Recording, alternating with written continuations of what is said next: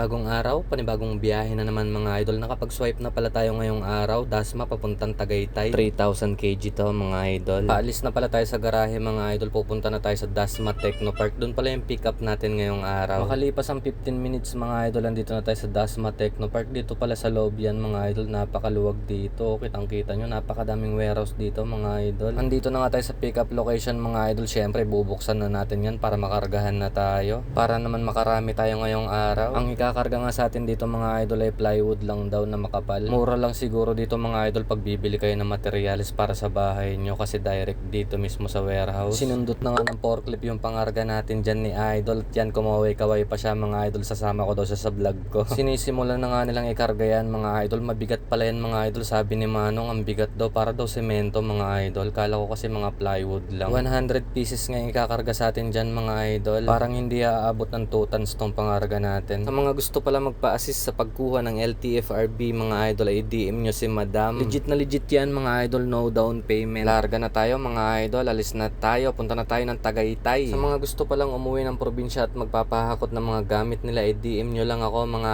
idol. Pag nagkasundo tayo sa presyo mga idol, ay larga na tayo.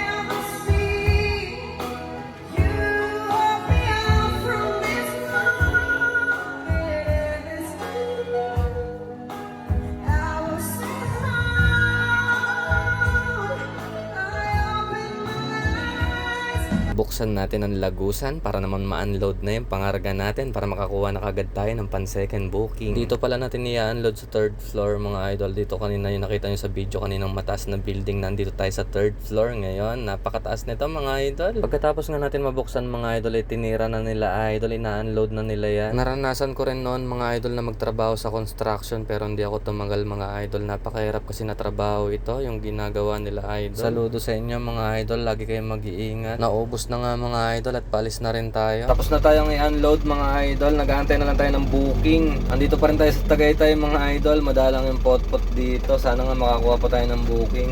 Inabot pala tayo ng break time kanina mga idol. Kaya alauna na tayo diniskarga. Oras pala ngayon 1:33 PM na. Ulan na mga idol. Inabot tayo ng ulan dito sa Tagaytay.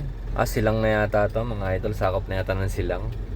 Di pa rin tayo nakakakuha ng booking hanggang ngayon mga idol. Mukhang olats na naman yata tayo ngayong araw mga idol. Naloko na. Pumapang na tayo dito sa silang mga idol. Hanggang ngayon wala pa rin tayo nakukuha ang booking.